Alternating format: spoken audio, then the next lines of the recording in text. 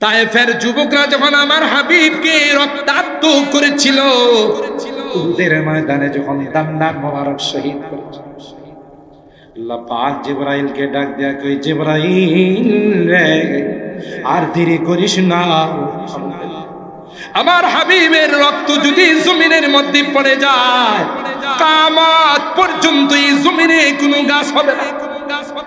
যা যা গিয়ে আমার হাবিবের রক্তটাকে আকাশের মধ্যে উড়িয়ে,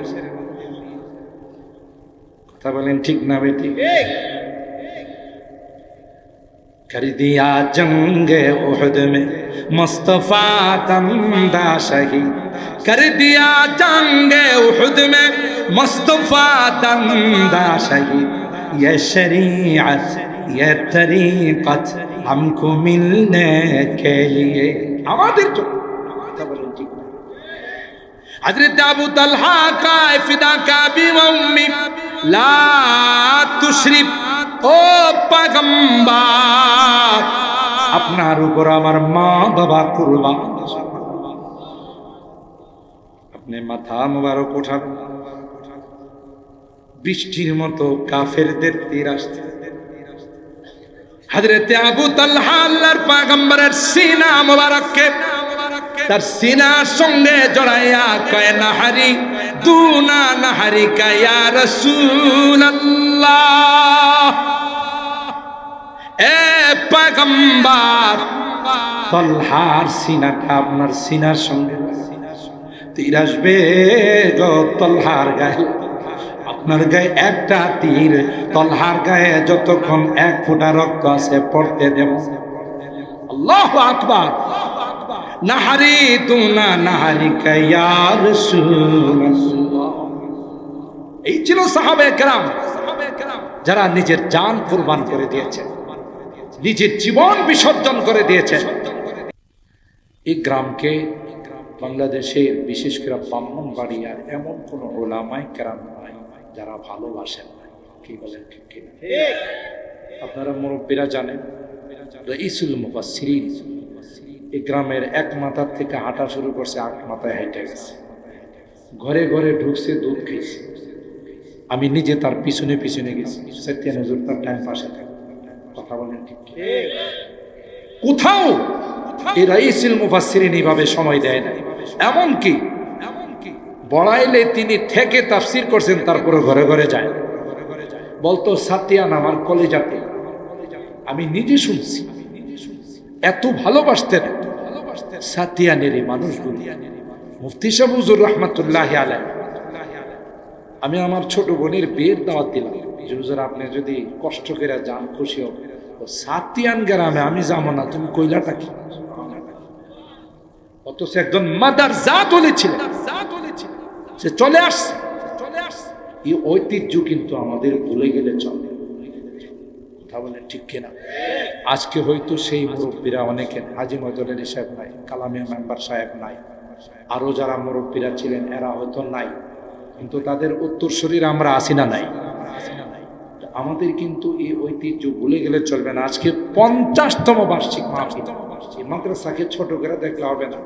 এই মাদ্রাসার ফসল গোটা বাংলাদেশের আনাচে কানাচে ছড়িয়েছে। আপনারা কি মনে করেন? হয়তো মাদ্রাসার জায়গা পরিবর্তন হয়েছে। আমরা যখন এখানে পড়ি তখন তরজার বেড়া ছিল, বলেন ঠিক কিনা? হারিকেন জ্বালায় আমরা পড়ছি, কিন্তু আজকে মাদ্রাসা বিল্ডিং হয়েছে, কিন্তু ওইটাই সাতিয়ান হাফিজিয়া মাদ্রাসা। কথা বলেন ঠিক কিনা? লালবাগের প্রধান হাফেজ এই মাদ্রাসার ছাত্র হাফেজ শৈখুল ইসলাম। কথা বলেন ঠিক কিনা? কি মনে করেন? বিভিন্ন মসজিদের ইমাম, খতিব, বিভিন্ন মাদ্রাসার প্রিন্সিপালের দায়িত্ব আছে সাতিয়ান হাফিজিয়া মাদ্রাসার ছাত্র। কথা বলেন। আমরা কিন্তু এই ঐতিহ্য ভুলে গেলে চলবে।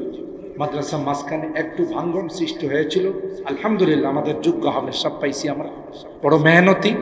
এই অল্প সময়ের মধ্যে একজন হাফেজ আমাদেরকে উপহার দিয়েছে, আলহামদুলিল্লাহ বলেন। এটা কিন্তু খুশির বিষয়।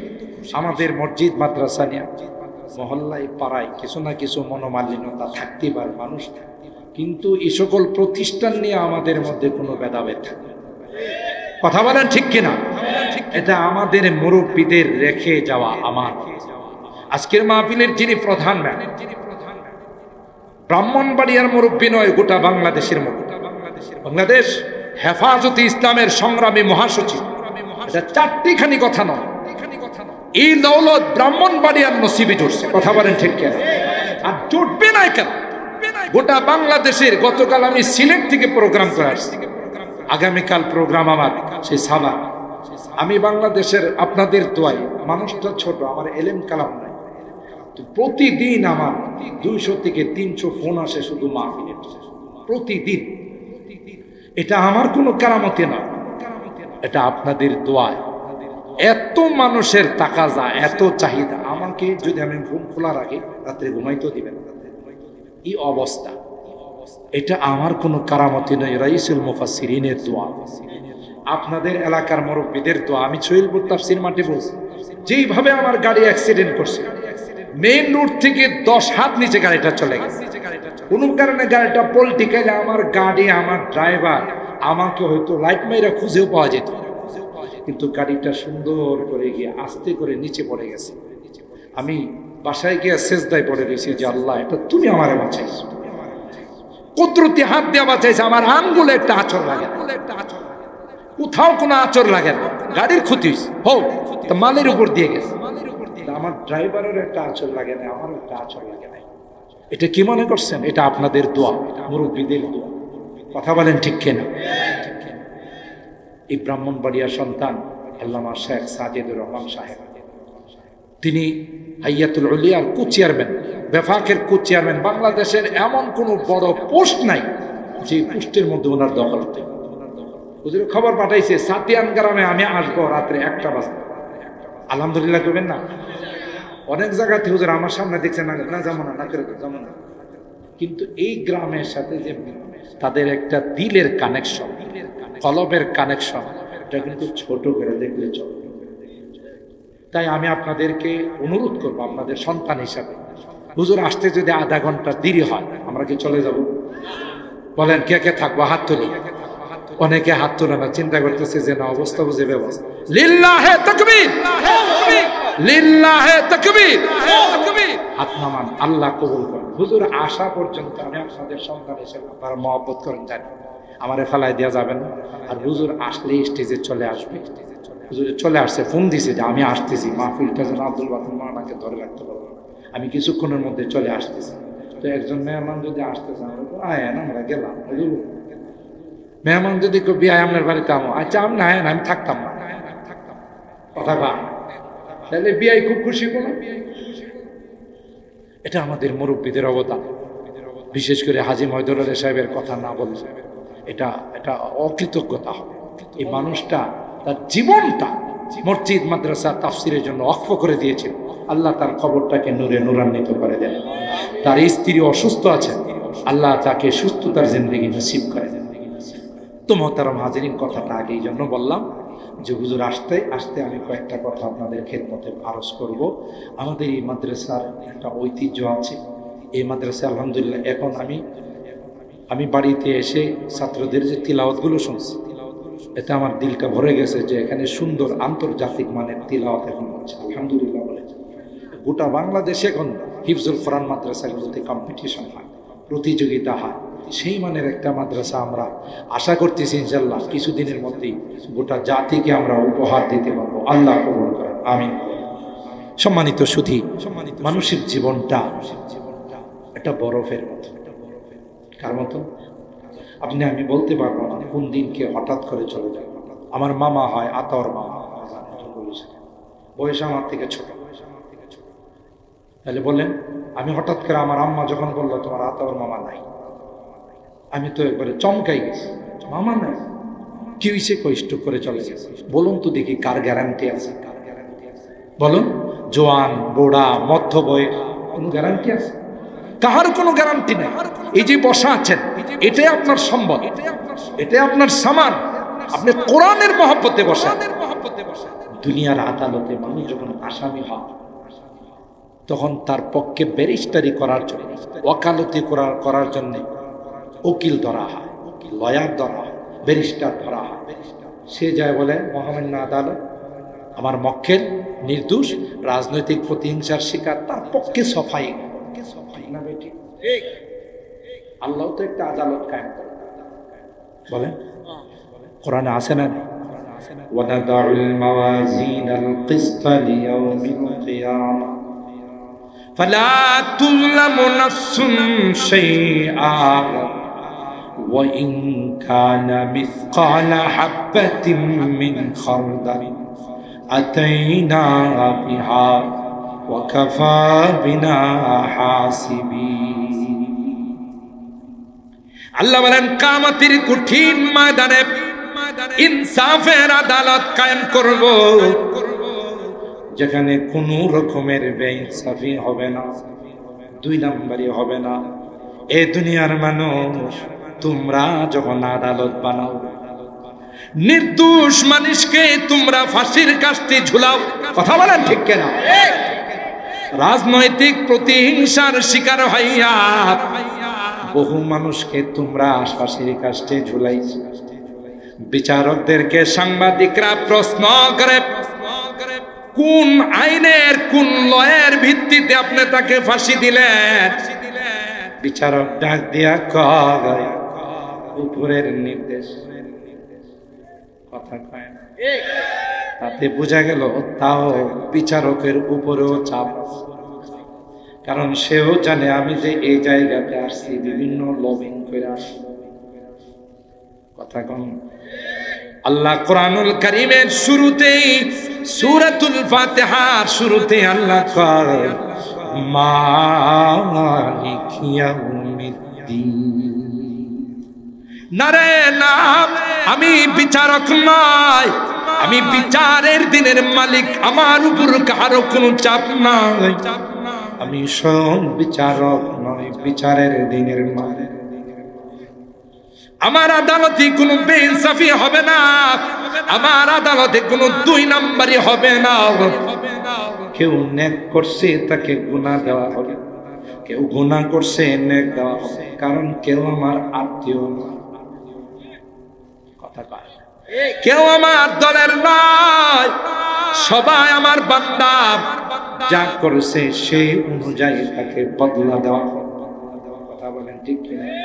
আল-ইয়াওমা তুজজা কুল্লু নাফসিন বিমা কাসাবাত লা যুলমান ইয়াওম।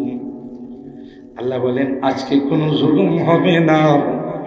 দুনিয়াতে যারা জুলুম করছে একটাও পার পায় না। যত জালেম জুলুম করেছে, যত পাওয়ারফুল হোক, যত সুপার পাওয়ার মালিকের হোক, মালিক হোক না কেন, সবগুলোর আল্লাহ নিমিষেই সাইজ করা। ফেরাউনের সময় ফেরাউন কম পাওয়ারফুল ছিল, কিন্তু আল্লাহ সাগরে ডুবায় মারছে, পেটটারে ডুল বানায় ফেলেছে। হারামজাদা নমরুদ কম পাওয়ারফুল ছিল। ইব্রাহিম খলিলুল্লাহ তাকে আল্লাহর একত্ববাদের দাওয়াত দিতে গেছে।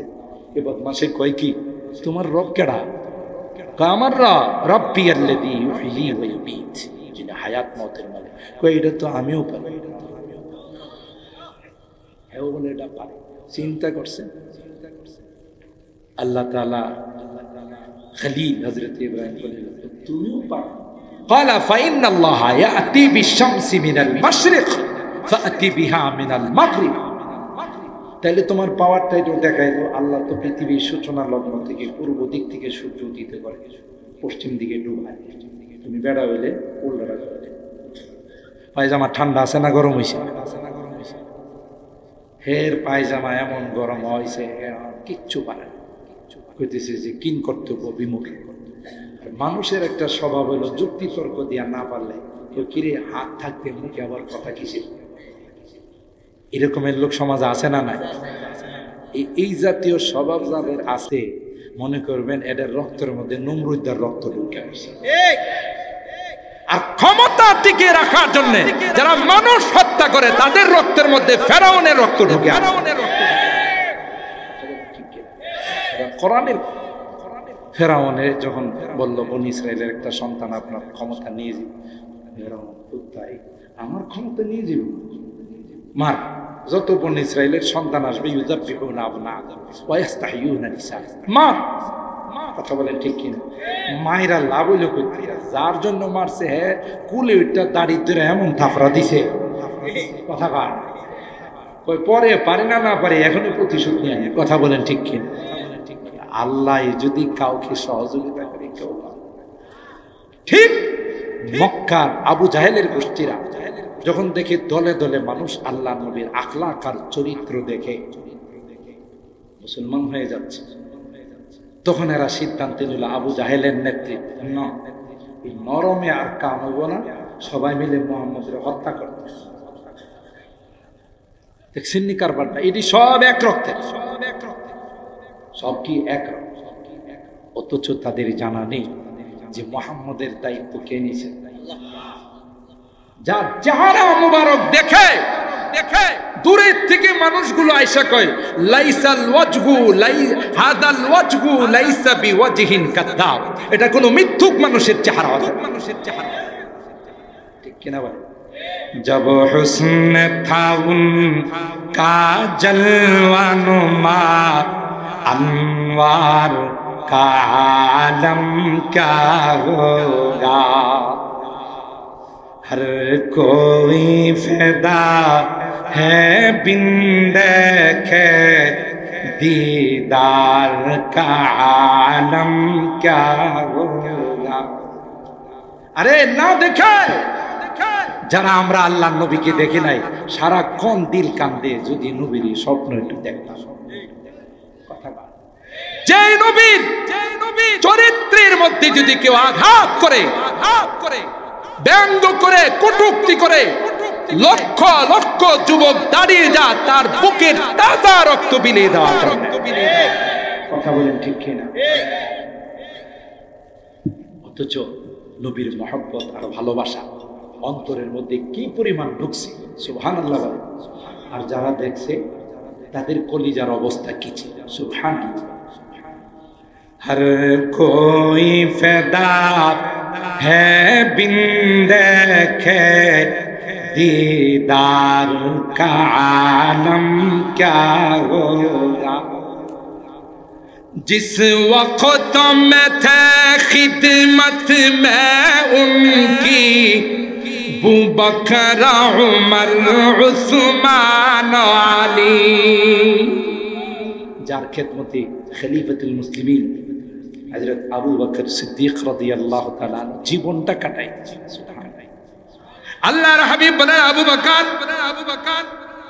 রেডি থাইকো, যে কোনো সময় হিজরতের অর্ডার হতে পারে রে আবু বকর, অর্ডার হলে তোমাকে নিয়ে হিজরত করি।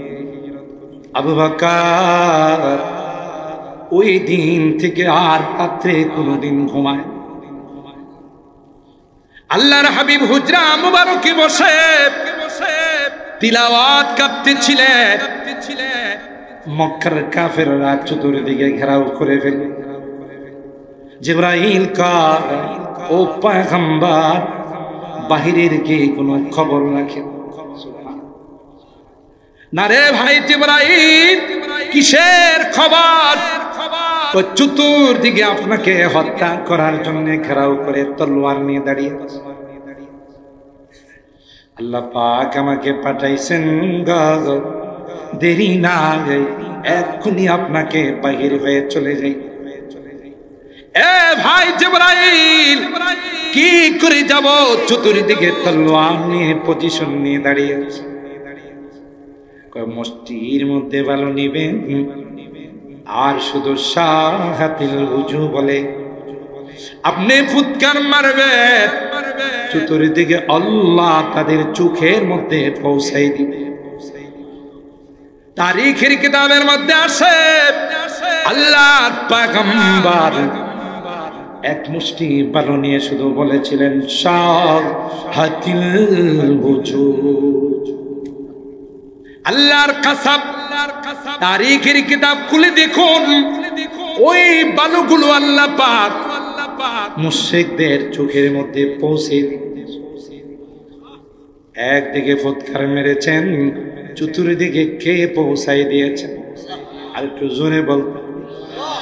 শুধু তাই নয়, বালু জুড়ে মরিচ যেমন চোখে লাগলে চোখ জ্বলতে থাকে, আল্লাহ পাক ওই বালুর মধ্যে এমন অ্যাকশন দিলেন যে অ্যাকশনের কারণে চোখে লাগার সাথে সাথে চোখগুলো জ্বলতে শুরু করে। দুই হাত দিয়ে চোখ কসলায়, চোখ দিয়ে পানি পড়ে, তলোয়ার হাতে না মাটি আস্তে কর। আল্লাহর পয়গম্বর ধাক্কা দিয়ে বের হয়ে চলে গেল। আল্লাহ পাক সূরা আনফালের মধ্যে কয়, ওয়ামা রামাইতা ইয রামাইতা ওয়ালাকিন্নাল্লাহ রামা। এ নবী, আপনি তো শুধু একদিকে ফুৎকার দিয়েছিলেন, চতুর্দিকে কেউ পৌঁছায় না, আল্লাহ পৌঁছাই। জোরে কম দায়িত্ব নিছেন কে? আল্লাহর হাবিব হুজরা মুবারক থেকে বের হয়ে সুজা মসজিদে আবু বকর, যারা হজ উমরা করেছে, হারাম শরীফের সাথে লাগা হলা মসজিদে আবু বকর, ওখানে হযরতে আবু বকরের বাড়ি। আস্তে করে নিশিরাত্রে পয়গম্বর ইয়া আবা বকর, ছোট্ট করে পয়গম্বর আবু বকরকে ডাক দিতে দেরি হয়। আবু বকর সাথে সাথে বলেন, লাব্বাইক ইয়া রাসূল ওয়া সাদাইক ইয়া রাসূল। আল্লাহর নবী অবাক হয়ে বললেন, আবু বকর দেখ শুনি রাত কয়টা? এ আবু বকর, এত রাত তুমি কি ঘুমাও না? আবু বকর বলেন, আল্লাহর কসম গো, যেদিন আপনি আমাকে ইশারা দিয়েছেন, আবু বকর রে সজাগ থাইকো, তোমাকে নিয়ে আমি হিজরতে যাব। আল্লাহর কসম, ওই দিন থেকে আবু বকরের পিঠটা কোনোদিন বিছনায় লাগায়। আরো আস্তে সুবহানাল্লাহ। दुनिया ये सदाकत में तेरा नाम रहेगा, दुनिया ये सदाकत में तेरा नाम रहेगा, सिद्दीक तेरा नाम से इस्लाम फैलेगा। ऐसे तमाशा नहीं, दुनिया ये अदालत में तेरा नाम रहेगा, फारूक तेरा नाम से इस्लाम फैलेगा, दुनिया ये सखावत में तेरा नाम रहेगा, दुनिया ये सखावत में तेरा नाम रहेगा, उस्मान तेरा नाम से इस्लाम फैलेगा, दुनिया ये शुजाअत में तेरा नाम रहेगा, दुनिया ये शुजाअत में तेरा नाम रहेगा, हैदर तेरा नाम से इस्लाम फैलेगा, दुनिया ये सियासत में तेरा नाम रहेगा, दुनिया ये सियासत में तेरा नाम रहेगा, मुआविया तेरा नाम से इस्लाम फैलेगा। सुभान अल्लाह। বুখারী শরীফের হাদিসের মধ্যে আছে, যুদ্ধে রহমতে আলমের উপর বৃষ্টির মতো তীর আসতেছে। আল্লাহু আকবার। তাফসীরে রুহুল মাআনির মধ্যে, তাফসীরে রুহুল বায়ানের মধ্যে মুফাসসির লিখেন, যখন আল্লাহর হাবিবের শরীর মুবারক থেকে রক্ত বের হয়, এই রক্তটা যদি জমিনের মধ্যে পড়ে যায়, আল্লাহর কসম রে, কিয়ামত পর্যন্ত এই জমিনে কোনো গাছ গাছালিও দিত না।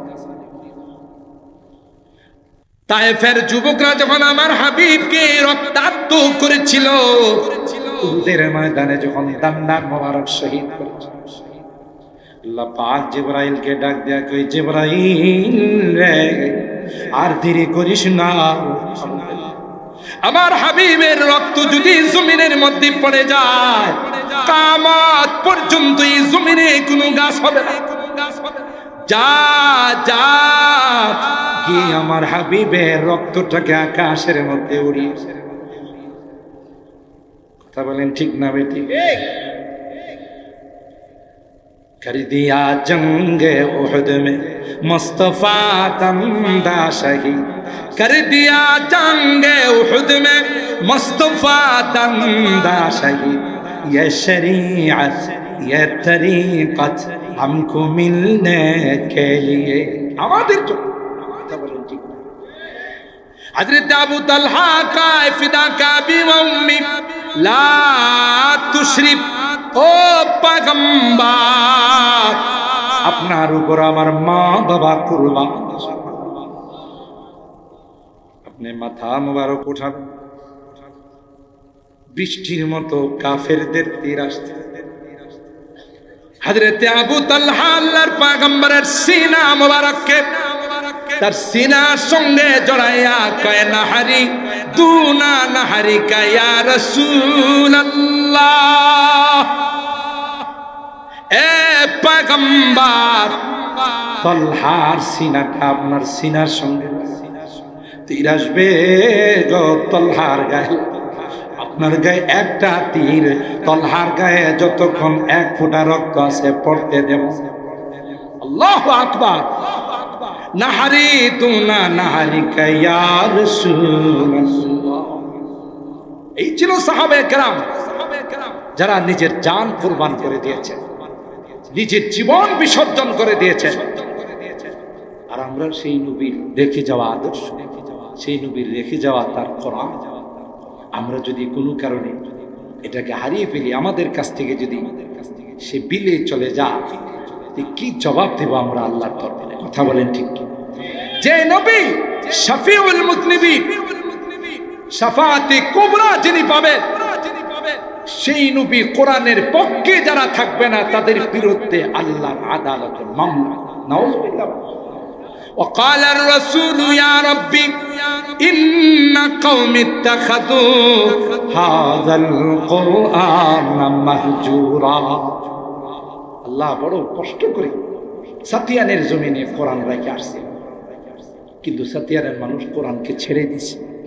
আজকে তার বিরুদ্ধে আমি মামলা করব। কথা বলেন ঠিক না? কি হবে অবস্থা? কথা বলেন ঠিক কিনা? وقال الرسول يا ربي إن قوم اتخذوا هذا القرآن مهجورا। কি হবে অবস্থা? চিন্তা করার দরকার। কিছুই যাবে না, চাকরি বাকরি টাকা পয়সা বিল্ডিং কিছুই যাবে না, এই কোরআনের মহব্বত কবরে। মনে আছে আল্লাহর আদালতে ব্যারিস্টারের দরকার আছে, মনে আছে? এই কথা থেকে শুরু করেছে। সুতরাং যে নবীর দরবারের খাদেম ছিল আবু বকর, ফারুক আজম, উসমান ইবনে আফফান, আলী মুর্তজা, শের খুদা আলী মুর্তজা, তখনকার সেই দরবারের রৌনকটা কেমন ছিল? সুবহানাল্লাহ। जिस वक्त में थे खिदमत में उनकी वो बकर उमर उस्मान अली, उस वक्त रसूल अकरम की दरबार का आलम क्या होगा। जब हुस्न था उनका जलवा नुमा, अनवार का आलम क्या होगा। हर कोई फिदा है बिन देखे दीदार का आलम क्या होगा। কষ্ট বেশি আবার আমার বদুয়া দিতেছেন না, এই বলাটা বয়াই একটা অঙ্গীকার লয়ে দিছে, এখন যে জাম হইলেও পারতেছে। আল্লাহ আমার মুরব্বীরা কইছে এবার শেষে বয়ান করতে আমার আরেক জায়গায় আখিরি মনে যাচ্ছে, ওই বাড়ারে বুঝায়া মানায়া মাগরিবের পর থেকে এখানে বসে রয়েছি, এখানে সবকিছু দেখার জন্য। পরে মাঝখানে হুজুরের কাছ থেকে 1 ঘন্টার ছুটি নিয়েছে, ওই এখানে কাটা কাটা 1 ঘন্টা করে ওরাও সব স্লোগান দিয়া উঠছে 1 ঘন্টার বয়ান আমাদের চলবে না, না চললেও চলবে। কথা বলেন ঠিক কিনা? কারণ আমার মুরব্বীদের প্রাধান্য বেশি, ঠিক কিনা? মুহতারাম হাজিরিন, বলতেছেন যে আবু বকর সিদ্দিক, আবু বকর সিদ্দিকের মতো মানুষ যে দরবারে ওমর ইবনুল খাত্তাব যেই দরবার খাতে, যে উমর, এক উমর মুসলমান হওয়ার পর কাফেরদের পাতলা পায়খানা শুরু হয়ে গেল। কথা বলেন ঠিক কিনা? খানায়ে কাবার সামনে গিয়ে উমর পরিষ্কার ঘোষণা দিল, কেউ যদি নিজের স্ত্রীকে বিধবা করতে চাও, সন্তানকে যদি এতিম বানাইতে চাও, বাপের বেটা হলে বুকের পাটা থাকে আসো। উমর মুসলমান, ঠিক না বেটি? আল্লাহর হাবিব কাফেরদেরকে দাওয়াত দিবে, তোমরা ইসলাম গ্রহণ করো। এই কাফেরের গোষ্ঠীর আয়সা কয়, পূর্ণিমার চন্দ্রের দুই টুকরা করে যদি দেখাইতে পারো। আসলে কয় না, দেখতে নারী চলন বাঁকা, নাচতে না জানলে ওড়ান বাঁকা। এরই সুন্দর সুন্দর কথা। হ্যাঁ নাচতে জানে না, কয় নাচ মুজে ওড়ান দিতে বেয়া হয়েছে। আসলে হ্যাঁ নাচতেই জানে। কথা বলেন ঠিক কিনা? হেরা আসলে মুসলমান হইব না, এটা খাতাম আল্লাহু আলা কুলুবিহি।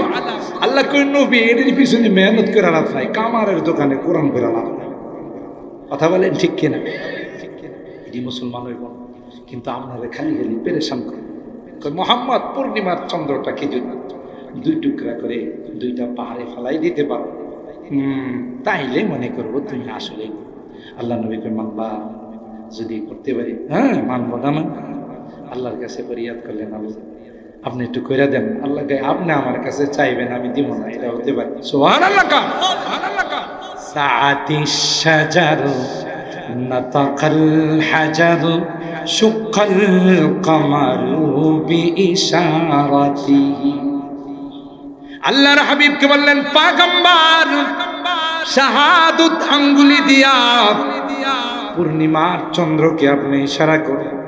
ও পয়গম্বর, আপনার ইশারা করতে দেরি হবে, আমি আল্লাহ দুই টুকরা করতে দেরি হবে না। খন্দকের যুদ্ধের মধ্যে পয়গম্বর খন্দক খোঁড়ার জন্য যারা হজ উমরা করতে গিয়েছেন, মদিনার চতুর্দিকে সাহাবায়ে কেরামদেরকে নিয়ে খন্দক খুঁড়তে খুঁড়তে সূর্য মামা বিদায় হয়ে যাইতেছে।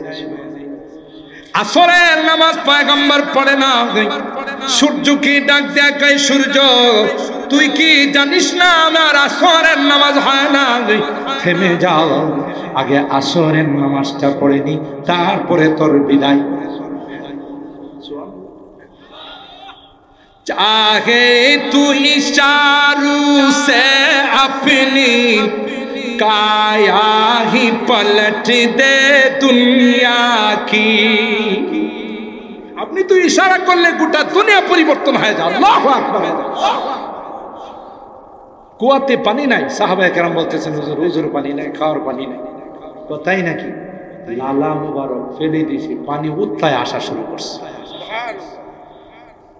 বিচার পায় না উঠলি, মালিকে হের উপরে জুলুম করে ঠিক মতো খাবার দেয়। মালিক যায় আল্লাহ নবীর কাছে বিচার দিয়েছে, হুজুর এ কাম কাজ করে না, গেলে কামড়াইতেছে। ঠিক আল্লাহ নবী কথা কাছে সাথে সাথে উটনির জবান আল্লাহ খুলে দিয়েছে। উটনি আল্লাহ নবীর কাছে বিচার দিয়েছে। সুবহানাল্লাহ। জানে তিনি হলেন রাহমাতুল লিল আলামিন। শুধু মানব আর দানবের জন্য তিনি রহমত নয়, কুল কায়নাতের জন্য তিনি রহমত। কথা বলেন ঠিক? चाहे तू इशारों से अपनी काया ही पलट दे दुनिया की, ये शान है खिदमतगारों की, ये शान है खिदमतगारों की, सरदार का आलम क्या होगा। जब हुस्न था उनका जलवा नुमा, अनवार का आलम क्या होगा। हर कोई फिदा है बिन देखे दीदार का आलम क्या होगा। और हैरत আল্লাহর পয়গম্বরের মা বাবা দুইজনকে ছোটকালে আল্লাহ দুনিয়া থেকে নিয়ে গেছে। মার পেটে যখন 6 মাস বয়স, বাবা আব্দুল্লাহকে আল্লাহ দুনিয়া থেকে নিয়ে গেছে। পয়গম্বর দুনিয়াতে আসার পর বাবার আদর পায় না, বাবার মায়াবী চেহারাটা দেখে। আসার পর পয়গম্বর মার ছায়া তোলে, মার আদর যত্নে। মাকে যখন 6 বছর 2 মাস 10 দিন, মাকে ডাক দিয়ে কই, মা, এ মা, বাবা কেমন রে? বাবাকে দেখলাম না, চলো না বাবার কবরটা একটু জিয়ারত করে।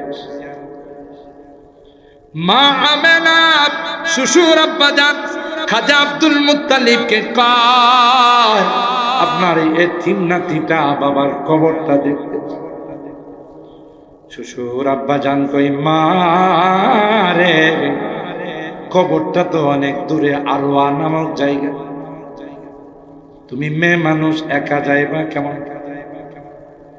আপনার নাতি তো মানে নাতি বারবার বাবাকে দেখি না, তার কবরটা একটু দেখো।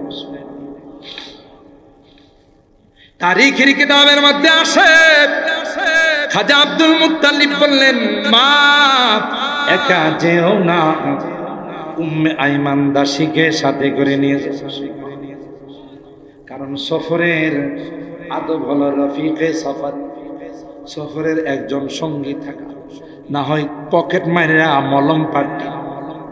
এটি যখন আপনার মতো কেরামগঞ্জের সরল সোজা মানুষ সোজা পাশের সিটে যায় পয়সা, তবু চাচা আপনার চেহারাটা আমার আব্বার চেহারা। দুষ্টু লোকে এই জন্য বাসে লেখা থাকে, অপরিচিত লোক থেকে সাবধান। কথা বলেন, এগুলো বাসে লেখা থাকে যে অপরিচিত লোক থেকে সাবধান। হ্যাঁ গিয়া পড়ছে পয়সা, আর গ্রামগঞ্জে সরল মানুষ তো একেবারে অভিজ্ঞ। আপনার চেহারাটা আমার আব্বার চেহারা। ও বাবা, মানুষের মানুষ তো থাকে, আপনি আমার আব্বাও। কথা বলেন, আরে বেটারও মন গলে গেছে, আর হ্যাঁ তো অস্ত্র লুয়ে গেছে পানের মধ্যে, মাল ঢুকায় দেখছে তার সামনে মনে পান খান মাঝে মধ্যে খায়। আপনি যদি মনে কিছু না করেন, আপনার ছেলের মধ্যে একটা পান দিলেন, এই কিন্তু অস্ত্র প্রয়োগ করা সেই। আরে হেও সরল মানুষ একা তো সিটের মধ্যে পয়সা চিন্তা করছে, একটা পান খাইতে গেলে 5 টাকা লাগে, 5টা টিয়া তো 5 টাকা। কথা পায় না, এই 5 টাকা বাঁচানোর জন্য হে খাইছে পান, এই পান খাইছে বলে তো চাচার আর খবর নাই। কথা পায়, আর হে তো আগের জীবনের আব্বা বানাইছে, বাপ মারা গেলে তো মালপত্র ছেলেই বাপ।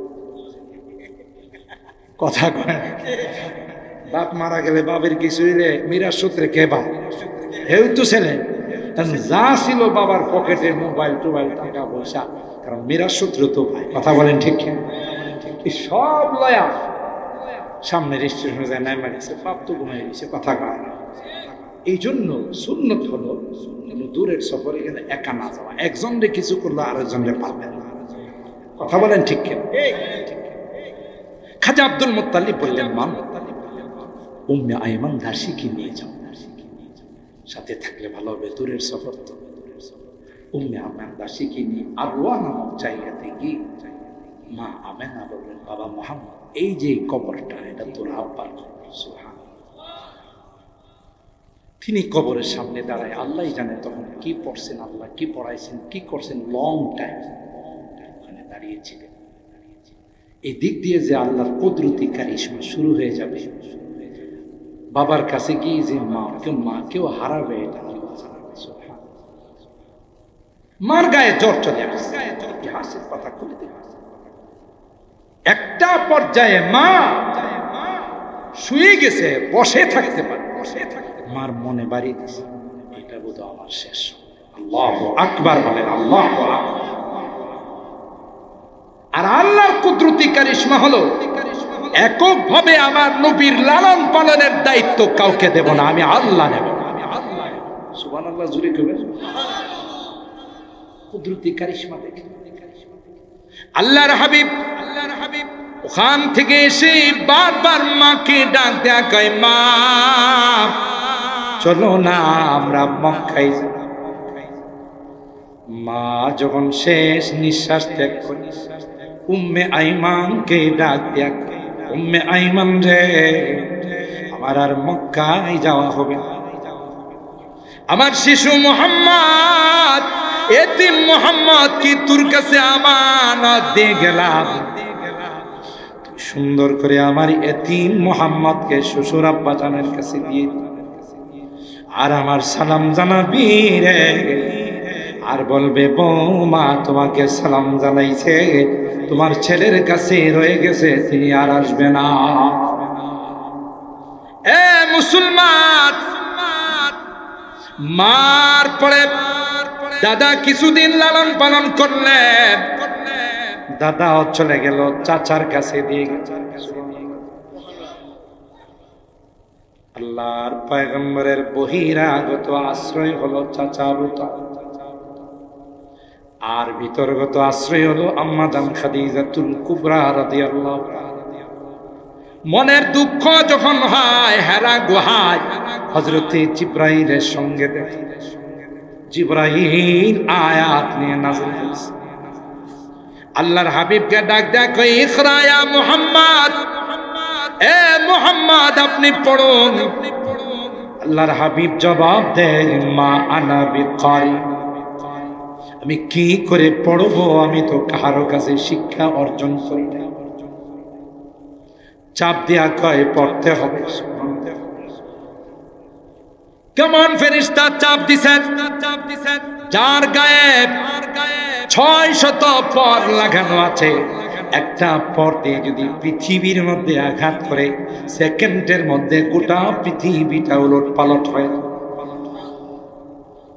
তিনি পয়গম্বরকে চাপ দেয়া কয় ইকরা ইয়া মুহাম্মদ, একবার নয় রে, দুইবার নয়, তিনবার। আল্লাহ নবী নিজে কয় মনে হচ্ছিল আমার জানটা বাহির হয়ে যাবে। সুবহানাল্লাহ। এ মুসলমান ভালো করে শুনে রাখেন, গায়ে 107.8 তাপমাত্রা চলে আসছে, জ্বর চলে আসছে। আম্মা জান খাদিজাতুল কুবরাকে ডাক দিয়া কই খাদিজা জাম্মিলুনি জাম্মিলুনি, এ খাদিজা এত পরিমাণে জ্বর আসছে রে খাদিজা, কম্বল দিয়া জড়ায় দাও। লাকাদ খাশিতু আলা খাদিজা, মনে হয় রে আমি আর বাঁচব। কার কাছে বলবো খাদিজা? জাবালে নূরে গিয়েছিলাম, জাবালে নূর থেকে আবার নিচে নেমে হেরা গুহায় গিয়েছিলাম, কোনো মানুষ নাই রে, কেউ নাই, নির্জনের। আল্লাহর ফেরেশতা চাপ দিয়েছে রে খাদিজা, চাপ সহ্য করতে পারি না, মনে হয় আমি আর বাঁচব। কিন্তু মা না, কার কাছে ব্যথার? বাবা নাই রে, বাবা থাকলে বাবার কাছে শেয়ার করতাম, দাদা নাই, কেউ নাই, খাদিজা তাই তোমার কাছে শেয়ার করলাম।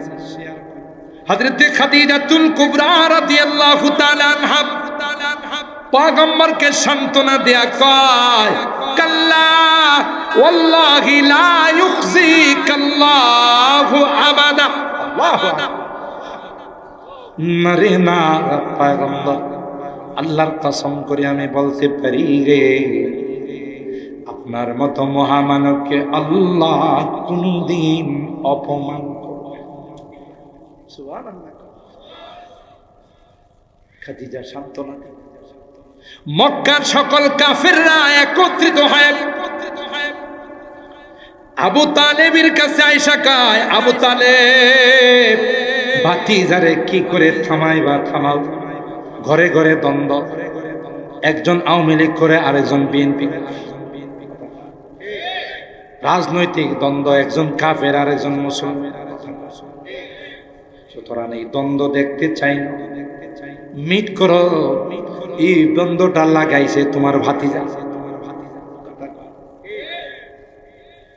সুতরাং তোমার কাছে দিলাম, তুমি যদি সঠিক সিদ্ধান্ত না নিতে পারো তাইলে কিন্তু অ্যাকশন, ডাইরেক্ট। আর ভাইরা, চাচা আবু তালেব আল্লাহর হাবিব কি ডাক দেখায়, ভাতিজা মক্কার সবাই আমার কাছে আসছে, প্রস্তাব হলোই সবার সাথে তো আমি পারবো, দরকারটা কি ভাতিজা, তোমার ধর্ম নিয়ে তুমি থাকো, এদেরকে এদের ধর্ম পালন করার জন্য ছেড়ে দাও। আল্লাহর হাবিব ডাক দেয়া কয়, চাচা গোটা বিশ্ব যদি আমার বিরুদ্ধে চলে যায়, কেউ যদি আমার পক্ষে না থাকে চাচা, যতক্ষণ পর্যন্ত গায়ে একটা পশম আছে ততক্ষণ পর্যন্ত কলমার দাওয়াত থেকে এক চুল পরিমাণ পিছপা হব না। আর জোরে আল্লাহু আকবার বলে। চাচা কিন্তু কাফের, কিন্তু ভাতিজাকে কি সাহস দিয়েছে, ওয়াল্লাহি লা ইয়াসিলু ইলাইকা বিজামইহিম, ওয়াল্লাহি লা ইয়াসিলু ইলাইকা বিজামইহিম হাত্তা উসিদা বিতুরাবি দাফিনা। ভাতিজা শোনো, আমি কুরাইশের সন্তান, হাশেম গোত্রের সন্তান। সুবহানাল্লাহ বলেন। আল্লাহর কসম করে বললাম, গোটা বিশ্ব যদি একত্রিত হয়, গোটা মক্কার শক্তি যদি একত্রিত হয়, তোমাকে কিছু করার জন্য আসে, আর আমি আবু তালেব বেঁচে যদি থাকি, আমার গায়ে একটা পশম থাকে, একটা বাপের পেটেও তোমার গায়ে হাত দিতে পারে। তখনকার সময়, বিপদের সময় এই জাতীয় সাহসী কথাবার্তা বলা, এটাকে চারটিখানি কথা। এদিক দিয়ে বাহিরে টেকেল দিয়েছেন চাচা, আর ভিতরে সান্ত্বনা দিয়েছেন আম্মাজান খাদিজা। আল্লাহ তাআলা কুদরতি কারিশমা, একই বছর দুইজনকে নিয়ে গেছেন। সুবহানাল্লাহ। এটাকে আমুল হুজুন বলে তারিখের ভাষায়, যে পেরেশানির বছর। আল্লাহ নবী বলেন, আহা, বাহিরের চাচাও চলে গেল, ভিতরের আমার সহধর্মিনী খাদিজাও চলে গেল, মনটা খুব খারাপ। দেখেন না, বাচ্চা কাচ্চারা, বাবা মারা গেল, মা মারা গেল, শুধু তাদের স্মৃতিগুলো ধরে ধরে। এটা আমার আব্বা যায় না, আমার আব্বা এখানে বসে নামাজ পড়ে, আমার আব্বা এই রুমের মধ্যে শুইতেন, আমার আম্মা এখানে বসে নামাজ পড়তেন, আহা মার কাপড়টা রয়ে গেছে। এগুলো দেখে আর যার যার করে চোখের পানি বসে। কথা বলেন ঠিক? আমার মনে আছে, আমার চাচা ডাক্তার শরীফের আব্বা যখন মারা গেছে, আমরা তো নেপস কানাই টল ফিগার ছিল, আপনারা তো জানেন, দেখছেন। আমাদের এই চাচা হিলটেক্সের মধ্যে, এই যে যারা বিদ্রোহী তাদের ব্রাশ পায়ারে শরীরটাকে সার্জার করে ফেলেছে। নিঃসন্দেহে দেশের জন্য যারা শাহাদত বরণ করে এরা শহীদ, তার মধ্যে কোনো শহীদ। কথা বলেন ঠিক কিনা? কারণ এরা দেশের জন্য, নিজের ব্যক্তিগত জন্য হিলটেক্সের মধ্যে বিদ্রোহীদের সাথে যুদ্ধ করে তিনি শাহাদত বরণ করেন। তখন এরা দুইজনই ছোট, শরীফ আরিফ এরা ছোট, এদের কান্না, মুরব্বীরা তাদেরকে ধরে ধরে থামাইছে। দেখো, দেশের জন্য গৌরব, সব বিশাল সেনাবাহিনীর বড় সেনাবাহিনী বড় সাতিয়ান গ্রাম কালো হয়ে গেছে, তাকে সম্মাননা দেওয়ার জন্য, গার্ড অব অনার দেওয়ার জন্য একজন সৈনিক, সাহসী সৈনিক। আজকেও বর্তমান বিশ্ব, বাংলাদেশের সৈনিকরা বিশ্বের যেখানে শান্তি মিশনে যায়, এরা সবচাইতে বেশি সুনাম করে। কথা বলেন ঠিক কিনা? আপনারা রাজনীতি মনে করেন না। এই যে আমার দেশের যে বর্ডার গার্ড ছিল, তখন ছিল বিডিআর, এখন হলো বিজেপি। ভারত যে আমাদের কত বড় বন্ধু, একটু টাচ দিতেছি বুঝার জন্য, রাগ করেন না কেউ। আমি ওই দিন গোপালগঞ্জ বলে আসছি, আমার গোপালগঞ্জে এখনো এর পর্যন্ত 4-5টা 8-10টা মাহফিল আমার অনেকে নিষেধ করছে, গোপালগঞ্জে যায় না। গোপালগঞ্জের সবাই কি খারাপ? কথা ভাই, গোপালগঞ্জে অনেক ভালো মানুষ আছে, যারা কট্টর ছিল তাদের হিসাব ভিন্ন। গোপালগঞ্জের বিশাল বিশাল মাহফিল আমি কথাগুলো বলে আসছি, যে বুঝেন যে ভারত আমাদের বন্ধু ছিল না, শত্রু ছিল। রৌমারী সীমান্ত উত্তরবঙ্গের রাত্রের আধারে আমাদের এই দেশের 1 কিলোমিটার দখল করে ফেলছিল ভারতের বিএসএফ। ভারতের বর্ডার রক্ষীকে বলা হয় বিএসএফ। মাঝে মধ্যে আখাউড়া সীমান্তে যায়, আসরের সময় একটা মহড়া হয়, আমি নিজে গেছি। একবার শোনার পরে গেছি, ওরা আমাদের দেশের বিডিআর যারা, এরা খুব সম্মান করছে। সামনের চেয়ারটা নিয়ে আমার বসেছে, অনেকে হুজুর আপনার বয়ান তো মোবাইলে শুনুন, ভালোই কাম হয়েছে। যখন ইয়া চলছিল, আরে ইমার্জেন্সি চলছিল না দেশে, সামরিক আইন, তখন আমি মাহফিল করে আসতেছিলাম মিরপুর ক্যান্টনমেন্টে, আইসা দেখি ক্যান্টনমেন্টের সব রাস্তা বন্ধ করে দিছে, সব গাড়ি লাইন ধরে। এখন আমার যদি ঘুরে আসতে হয়, সেই আবার উত্তরা দিয়ে যাইতে। তো আমি চিন্তা করলাম যে একটু থামি, আমার গাইডারে বললাম সাইড করে একটু নাও। যখন গেটের মধ্যে চেকপোস্টের মধ্যে গেছে, আমি একটু নামলাম। এমনি দুইজন সৈনিক দূরে আইসা কই, হুজুর আপনি? এরা যারা গেটম্যান, সিকিউরিটি গার্ড, এরা বলতেছে হুজুর আমি আপনি একটা মাহফিলে গেছে, আপনার বয়ান তো প্রতিদিন আমরা শুনি। কিন্তু ভালোই হয়েছে, এখন কামে লাগবে, কারণ সেনাবাহিনী এরা কোনো কথা শুনতে চায় না। কথা বলেন ঠিক কিনা? এরা এদের নিয়মের উপর অটল। তো মেইন যে অফিসার, স্যার অনেক বড় মুখের স্যার, আর কারো দেওয়া দরকার নেই, হুজুরে দিয়ে দরকার। সুবহানাল্লাহ কইবেন না? আমি আমার ড্রাইভারের কই, ভালো তুইছি নাহলে তো এখন ঘুরাই দিতে আরো 10 কিলো 15 কিলো 20 কিলো ঘুরে আমার যাইতে। কথা বলেন ঠিক কিনা? তা আমার ওখানে দিছে। আমার হচ্ছে যে দেখি দুই দেশের যে মহড়া হয়, একটু দেখি। আল্লাহর কসম করে বললাম, হানিস বল, ওই বর্ডারের এই পাশে ওরা নাচে মহড়া দেয়, আর এই পাশে আমাদের বিডিআর জওয়ানরা মহড়া দেয়। আমার বিডিআর জওয়ানদেরকে দেখতে মনে হচ্ছে এক একটা সিংহের বাচ্চা। কথা কয়, আরে মুসলমানের যে শক্তি, মুসলমানের যে হিম্মত, মুসলমানের যে সাহস, এই হাজার হাজার কাফের একটা মুসলমানের সামনে দাঁড়াইতে পারে। আল্লাহ প্রদত্ত শক্তি, ইমানের শক্তি। কথা বলেন ঠিক কিনা? ওরা করছি কি, ভারত রাষ্ট্রটা তো অনেক ছোট, এটার আমি বুঝেন, আমি তো ইন্ডিয়াতে লেখাপড়া করছি। আমার প্রতি বছরে 30 থেকে 50-40টা দাওয়াত আছে ভারত, আমি একটাও রাখি, কারণ আমার প্রায় বয়ানের মধ্যে ভারত বিরোধী বয়ান আছে। আমি জানি যেগুলো নিয়ে আমার কিছু করে ফেলাইতে পারে, খানার মধ্যে বিষ ঢুকাইতে পারে। আমার দরকারটা কি? দেশের প্রোগ্রাম দিয়ে তো আমি কুলাইতে পারি। ওরা এখানে মরতে যাম দিল্লি, কথা পায়, কারণ এরা সূক্ষ্ম ষড়যন্ত্র করে, যাতে মালোয়ান ষড়যন্ত্র সূক্ষ্ম। কথা বলেন ঠিক কিনা? আমার অনেক অনুরোধ করে যে হেলিকপ্টার দিয়ে নিয়ে আসবো। আমি হেলিকপ্টার দিয়ে মেরা ফেলাইলে আমার হেলিকপ্টার রেখে গেল। ভারতের আব্দুল্লাহ নোমান সাহেব আছে, উনি কয়েকটা প্রোগ্রামের জন্য ফোন দিয়েছে। আমি বলছি সরি, আমি ভারতে যাই না, কারণ আমার দেশের প্রেম নিয়ে আমি আলোচনা করি। এখানে দেশ প্রেম নিয়ে আলোচনা করতে গেলে ভারতের বিরুদ্ধে যাবে। কথা কয়, কারণ ভারত যেই ক্ষতি বাংলাদেশের করেছে, পৃথিবীর কোন রাষ্ট্র সেই ক্ষতি করে। এবং আর 5টা বছর যদি পাইতো ভারত, এটা অঙ্গরাজ্য বানায়। বাঙালি বলে, বাংলাদেশি বলে আমাদের পরিচয় দেওয়ার কোনো অবকাশ নেই। রাগ করেন না, আগে বলছি, যারা রাজনীতি করেন আপনি আপনার রাজনীতি করেন, বাস্তবতা উপলব্ধি করেন। আর কোরআনে বলছে যে অমুসলিম মুসলমানের বন্ধু হতে পারে না।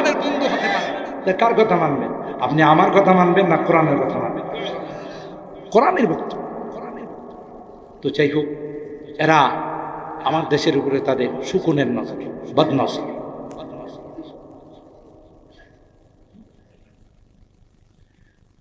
এতক্ষণ পর্যন্ত কষ্ট দেওয়ার আমারও ইচ্ছা নাই। শুধু হুজুর আসবে দিকে আমি আমার আলোচনা লম্বাও করতে পারি, আমরা শর্টকাটও করতে পারি।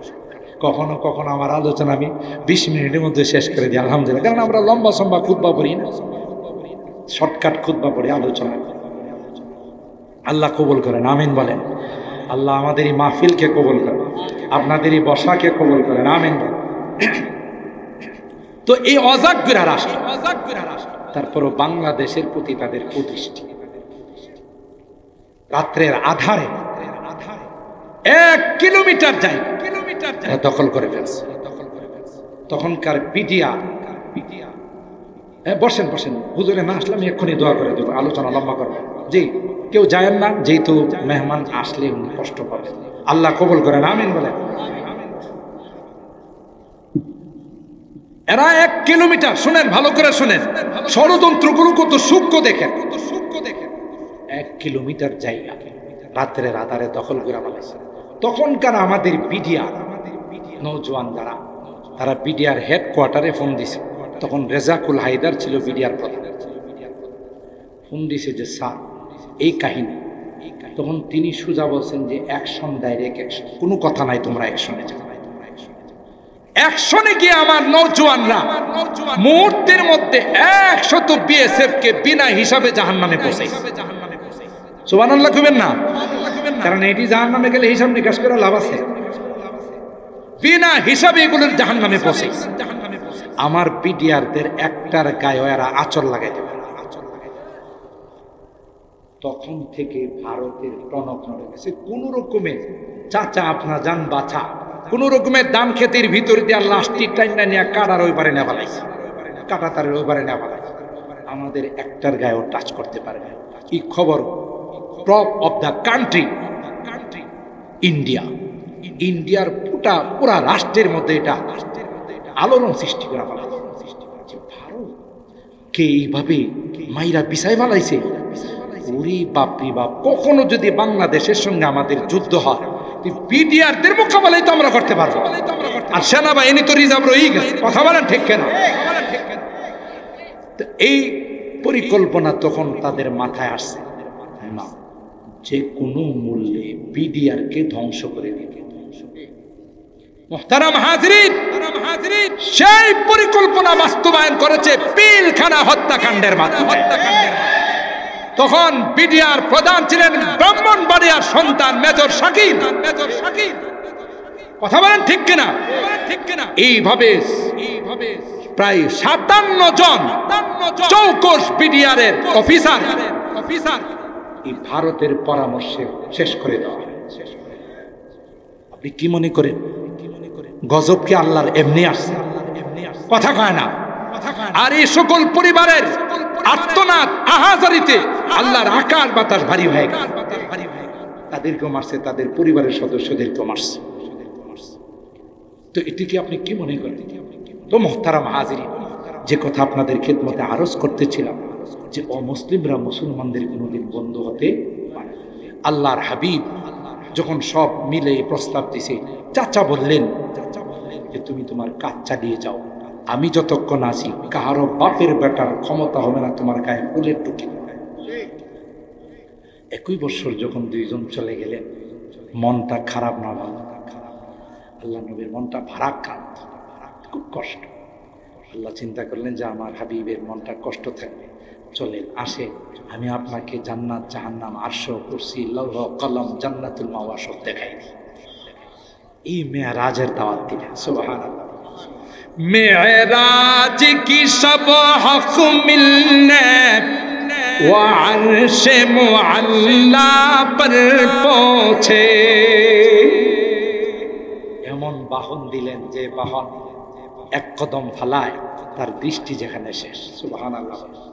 ইয়াদাউ হাফিরাহু ইনদা মুনতাহা কদম, যেখানে কদম শেষ আর দৃষ্টি শক্তি শেষ, এখানে কদম ফালায়। কি স্পিড! সুবহানাল্লাহ। আল্লাহর হাবিবকে আল্লাহ তাআলা মেরাজের মধ্যে টানলেন। মেরাজ কি সব হক মিলনে ও আরশে মুআল্লা পর পৌঁছে, রফতার का आलम क्या होगा, गुफ्तार का आलम क्या होगा। जब हुस्न था उनका जलवा नुमा, अनवार का आलम क्या होगा। हर कोई पैदा है बिंदे के, दीदार का आलम क्या होगा। আমার আলোচনা শেষের দিকে, হুজুর চলে আসবে আশা করতেছি, না আসলে এখনই দোয়া করবো। আমি যে বিষয়টা আপনাদের খেদমতে আরজ করতেছিলাম, যে আল্লাহর আদালতে দাঁড়াইলে ব্যারিস্টারের দরকার আছে না নাই? মনে আছে তো শুরুর কথা? দুনিয়ার আদালতে দাঁড়াইলে যদি ওকিল, ব্যারিস্টার, লয়ারের দরকার হয়, আল্লাহর আদালতে আল্লাহর কসম সেদিন কেউ ব্যারিস্টার হবে না, ওকিল হবে না। যে কোরআনের মহব্বত নিয়ে রাত 12টা পর্যন্ত আপনারা বসে আছেন, সেই কোরআন আমার আপ্পা আপনার পক্ষে আল্লাহর আদালত। আর জোরে সুবহানাল্লাহ। সেই সুপারিশ পাইতে আমরা রাজি আছি তো ইনশাআল্লাহ? হাত তুলেন, হাত তুলেন। আল্লাহ আমাদের হাতগুলোকে কবুল করেন। হাত নামান। তাইলে আমি শেষ কথা আপনাদের খিদমতে আরজ করে যাব। আমাদের বাপদাদারা, আমাদের মুরব্বীরা এই ঐতিহ্যগুলো আমাদের জন্য রেখে গেছেন। সাতিয়ান মাদ্রাসা, কেন্দ্রীয় মসজিদ, গুরুস্থান, এটা 5 গ্রামের মুরব্বীদের মিলে, কিন্তু আমাদের মুরব্বীরা রেখে গেছেন এই কবরস্থান, এই ঈদগাহ, এই জানাজার মাঠ, এগুলো কিন্তু আমাদের কাছে আমানত রেখে গেছেন। কথা বলেন ঠিক কিনা? এই আমানত আমাদেরকে ধরে রাখতে হবে, তাইলেই আল্লাহর কাছেও আমরা সম্মানিত হব, দুনিয়ার মানুষের কাছেও আমরা সম্মানিত হব। কথা বলেন ঠিক কিনা? আমরা এই প্রতিষ্ঠানের প্রতি, মাওলানা জাকারিয়া, আমরা এই প্রতিষ্ঠানের প্রতি সুদৃষ্টি রাখবো ইনশাআল্লাহ। বলেন আমরা আমাদের সন্তানদেরকে দেব। এখানে আলহামদুলিল্লাহ আমাদের ছাত্র সংখ্যা বাড়লে আমরা প্রয়োজনে আরেকজন হাফেজ সাহেব। কথা বলেন ঠিক কিনা? কি সাতিয়ান গ্রামের এই এবিলিটি নাই, এই ক্ষমতা নাই? ইনশাআল্লাহ আমরা আমাদের প্রবাসীরা যেইভাবে প্রত্যেকটা এলাকার যেইভাবে মাহফিলে, যেইভাবে মসজিদে, মাদ্রাসায় সহযোগিতা করে, আমার একটা মোনাজাত আপনারা পাবেন না যেখানে প্রবাসীদের জন্য আমি দোয়া করি। কারণ এদের অবদান বাঙালি জাতি কোনোদিন ভুলতে পারবেন।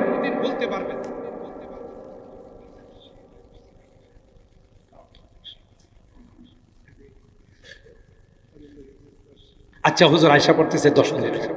হ্যাঁ, আপনারা কেউ যাবেন না এখন? ওই যে বলছিলাম দোয়ার আগে হুজুর আয়সা তো দোয়া করে দিবে। দোয়ার আগে আজকের এই বরকতময় মাহফিল আর আপনাদের চেহারায় বলে দিচ্ছে যে আপনারা ইখলাসের সাথে এখানে বসে আছেন।